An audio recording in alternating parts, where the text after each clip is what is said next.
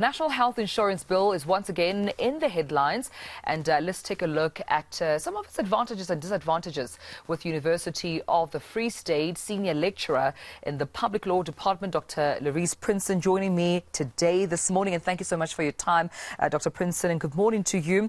Perhaps let's start with the pros, the advantages then of the NHI.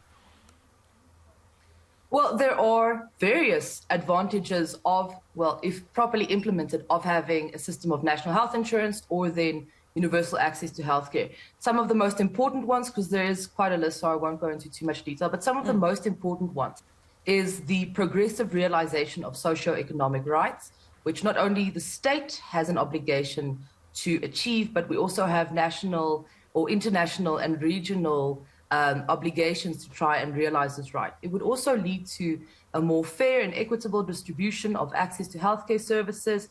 We could potentially be looking at increased or improved healthcare if there are the resources, better salaries for doctors in the public sector. So there are various advantages if this can be properly implemented.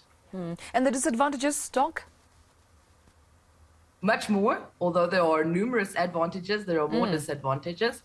The most pivotal and the scary ones really is the question of how we are going to fund this.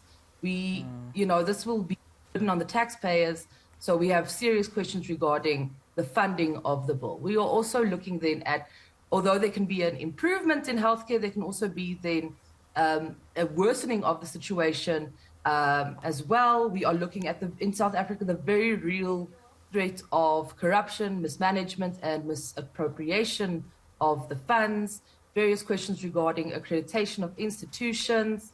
There could be unemployment. So it really is something that needs to be considered thoroughly. Yeah, because since, the topic of the NHI came to the fore, South Africans debating it amongst their circles themselves, really the question has been, how does this impact South African? What does it mean for the ordinary South African, whether you're already on medical aid, you're not on medical aid, if there are any, obvious changes that you have to be aware of should the NHI be implemented?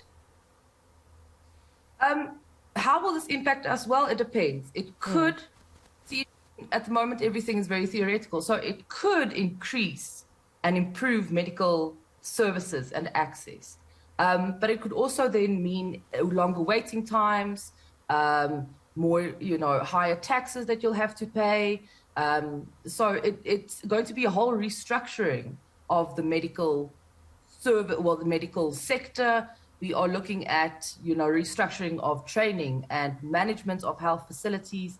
So it has very far-reaching implications if it is implemented. The issue around access to quality healthcare also comes to the fore, right, Dr. Prinsen, especially when we look at either financial constraints, prohibiting one from gaining access to quality healthcare, as well as geographical impacts. And let's talk more about that and how the NHI aims to at least bridge that gap.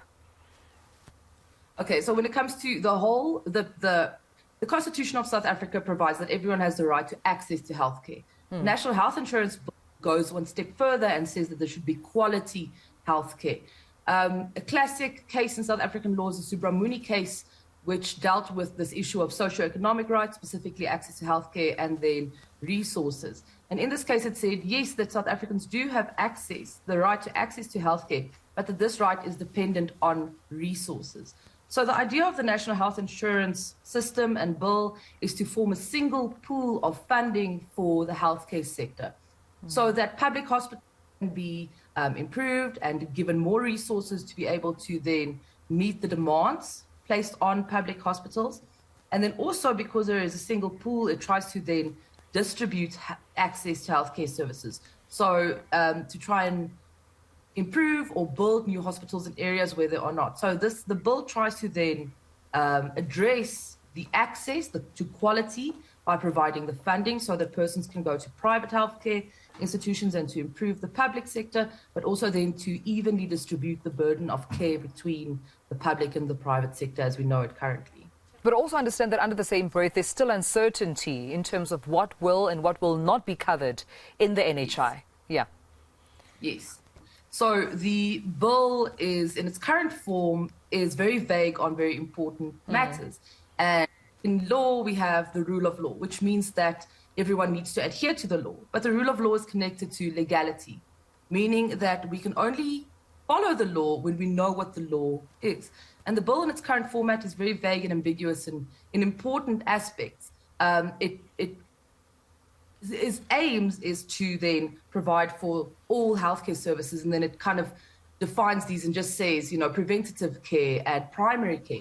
But we don't know what this will include. Preventative care could be a flu shot, but then what about other vaccinations? Does that include HPV shot? Does that include a mastectomy, which could also be preventative care? And it's very important that we know what the bill covers, because that is going to influence how medical aids will be used in future. And if we don't know what the law is, we can't follow the law. Well, thank you so much, Dr. Larisse Prinsen, for joining me and talking more about, the NHI. Hopefully this provides a bit of clarity, although more in theory, as we do await to see the implementation or not of the NHI. But good discourse to discuss with Free State Senior Lecturer in the Public Law Department, Dr. Larisse Prinsen. Thank you so much for your time.